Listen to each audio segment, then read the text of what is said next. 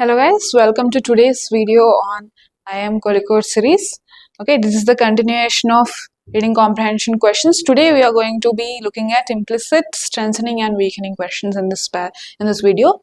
Okay, so let's start with implicit questions. How to tackle implicit questions? So, what are implicit questions? Something that's not stated but something that can be logically inferred from the given options as per the question. So how can you approach that? When you understand what is said, think what does this suggest about, but not directly state.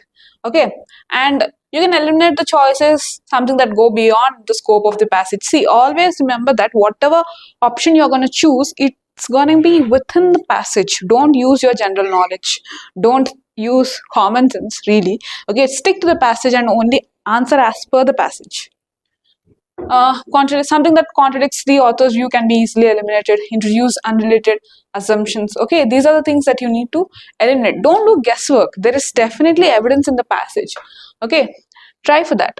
Don't just go with gut feeling every time. Try to search for some evidence first. Okay, let's look at passage 1. Despite decades of environmental activism, the planet continues to warm. Glaciers continues to melt and species vanish at an alarming rate. One might assume this means awareness campaigns have failed, but the truth is more complicated. People may care, but abstract concern rarely translate into behavioral change, especially when such change involves inconvenience or economic sacrifice. Moreover, systemic issues, corporate pollution, lax regulation, cannot be solved by individual lifestyle choices alone. Awareness is a starting point, not a solution. Right? So he clearly states that awareness is just starting point. It's not about the failure of awareness campaigns. Okay, and it's the thing which resides in action. Right? That is what he's trying to say. Let's look at the question here. What is implicitly suggested in the passage? Okay, what is the what is the suggestion? Let's look at the option. Environmental activism should be completely abandoned. I think this is something which you can easily eliminate, right? That is what he's trying not to say. Governments are entirely to blame for the climate change. No, he's definitely talking about people, how when it comes to one's convenience and economic sacrifice, they are not able to do it. Individual actions are insufficient without systematic reform. People are unaware of environmental issues. See, I think the elimination is very easy here, right? It's not that they're not aware, it's that they're not putting it into the action. Yeah, so apart from individual actions, we also need some systemic reforms. That is what he's trying to state in the passage, right? Yeah, the answer is C. The author explicitly says awareness is not enough, can't address corporate pollution and lax regulation. Though not directly, it strongly implies that larger systems, yes, must also change. That is why he refers to the corporate pollution. It is a systematic thing, right? Not just individual action, but even they have to come into the picture for change to happen. Right? So this is something, see, this is where this implicit thing comes into picture, though not directly. Okay? Stated, it strongly implies. So what is being implied is the one you have to search when it comes to these implicit questions. Let's look at one more passage here. Yeah. The decline of handwriting in favor of digital typing is often framed as a loss. Yet, it may also be a transition. While cursive script once symbolized education and refinement, today's communication prioritizes speed and efficiency. But interestingly, studies suggest that writing by hand activates regions of the brain associated with memory and creativity. Perhaps the question is not whether handwriting should be preserved at all costs, but how its unique cognitive benefits might be integrated into a digital-first world. Wow, this is something really to think about, right? Okay, let's look at the question here.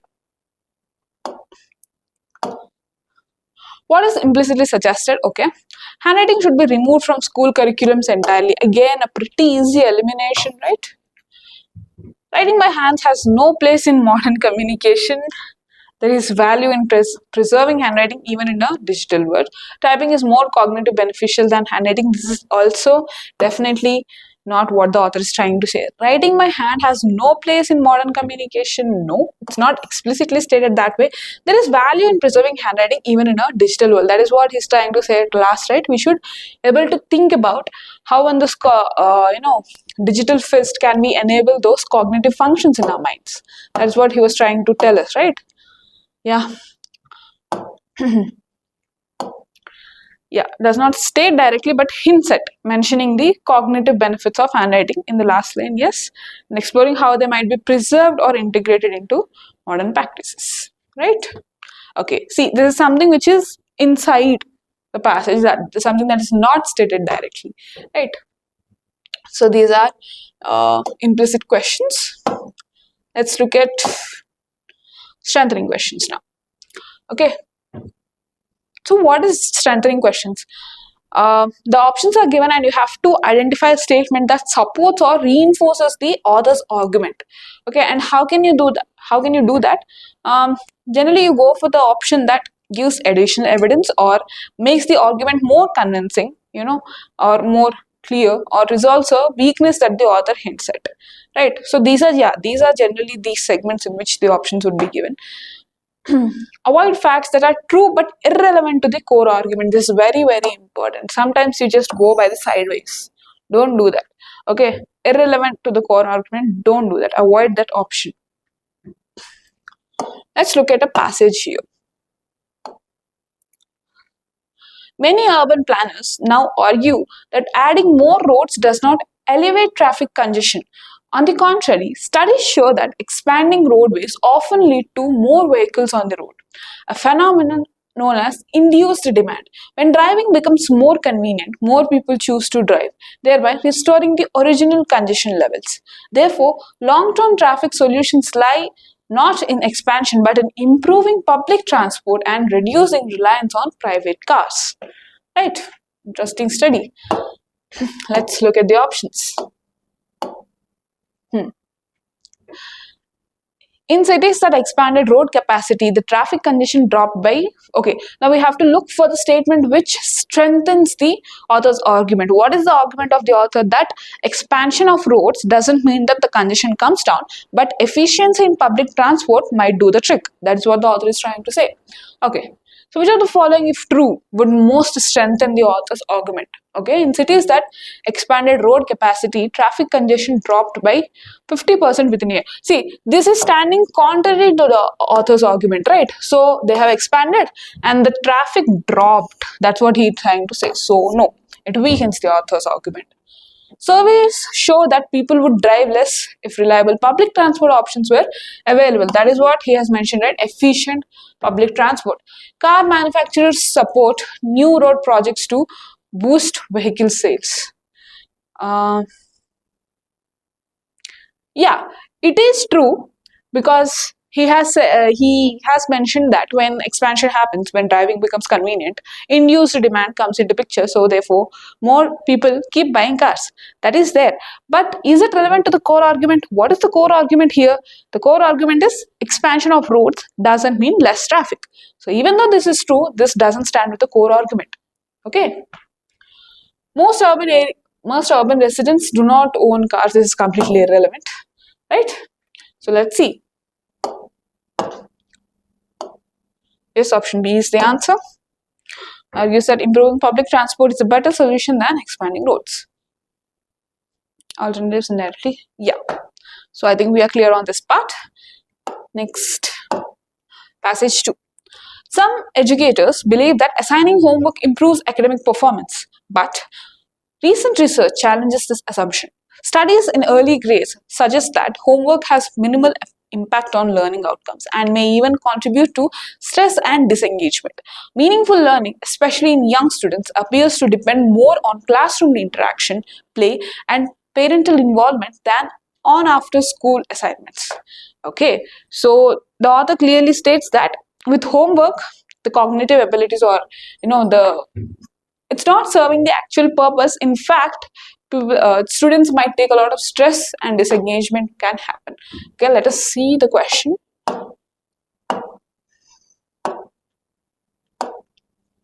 Which of the following questions, if true, would most strengthen? Okay, schools that assign the most homework tend to have higher average test scores. Now that this weakens the argument of the author, right? If they are giving, if more homework means more high scores, that means education is actually happening. But that is not what the author is trying to say. Parents often struggle to help their children with homework, leading to frustration. This is irrelevant. We are not discussing about parents here. Countries with minimal homework policies still outperform others in global education ranking. That is what the author is trying to say. Students who complete homework regularly develop stronger time management skills? No. This has not been discussed and it's against the author's argument. So yeah, countries with minimal homework still outperform other countries in global rankings, right? So option C would be your answer. So let's look at it. Yes, option C is the answer.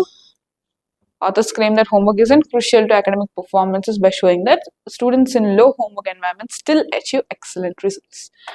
Yeah. Okay. So this is how you try to find the options which strengthen the author's core argument. Remember, core argument, not just the side ones. Okay, let's look at weakening questions now. So what are these weakening questions? Just the opposite of strengthening questions. Something that would undermine or challenge the author's argument. So how can you approach this? Pinpoint. First of all, you have to identify what is the main point of author, just like we did in the previous one.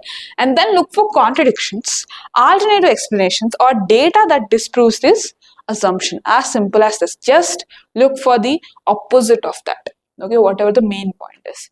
And you have to avoid anything that is extreme or unrelated. See, just because we are gonna go against something that doesn't strengthen, that doesn't mean you'll go with the unrelated, irrelevant option. It doesn't mean that. Okay, you have to look for the weakening one. You have to look for the option that weakens the core, not the irrelevant one. Let's look at passage 1. Proponents of open plane offices argue that removing physical barriers between employees fosters collaboration and creativity. Without cubicle walls or private rooms, team members are more likely to engage in spontaneous discussions and share ideas freely. This, they claim, leads to more innovative and cohesive work culture. So he says that when we remove physical barriers, the creativity, the innovation, and the cohesive work culture increases. Remove physical barrier, improve innovation, right? Okay, this is the main point. Let's look at the passage. Which of the following, if true, would weaken the argument? Companies that adopt open plane offices report higher electricity savings. I think that is irrelevant, right? Right? Physical barriers and electricity savings, they don't really come together. Studies show that noise and lack of privacy in open offices reduce employee productivity. Okay, so when you remove physical barriers, what happens? You would talk, there is noise, and there is lack of privacy. When there are physical barriers, you have privacy, but there is a lack of privacy now. But in the option, he says that it reduces the employees' productivity, something that is contradicting to our author's belief, right? So option B is weakening the argument. Employees in open offices tend to work longer hours than those in cubicles. They are that would increase the productivity, right? So it is strengthening the argument. Open plan offices are more cost effective to build and maintain. Again, this is irrelevant. So your option should be B. Let's look for it.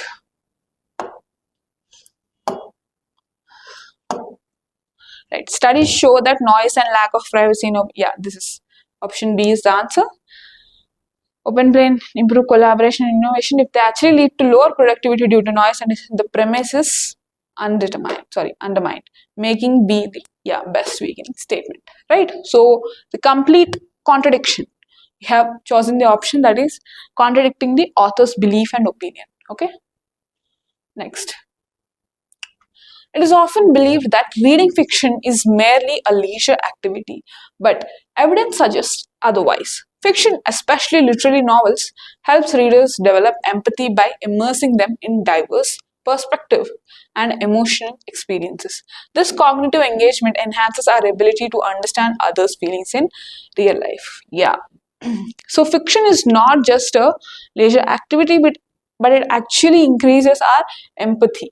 Right? That is what the argument is. Let's look at the question. Which of the following, if true, would weaken? Yeah. People who read non-fiction perform better in vocabulary-based tests. This is again irrelevant, right? This is something that's not relevant here. A recent study found no measurable difference in empathy levels between fiction readers and non-fiction readers. See, now this is something that is standing in the way of our no measurable difference. The passage states that when one reads fiction, the empathy increases. But the option is given that whether you read fiction or non-fiction, there is no difference in the levels of empathy. That is what is being, said in option B. Fiction books are the most borrowed genre in public library. Again, irrelevant. Children often prefer visual storytelling over reading novels. Irrelevant. I think we have found the exact contrast, exact opposite thing that is being argued in the passage as option B. So let's look at the answer.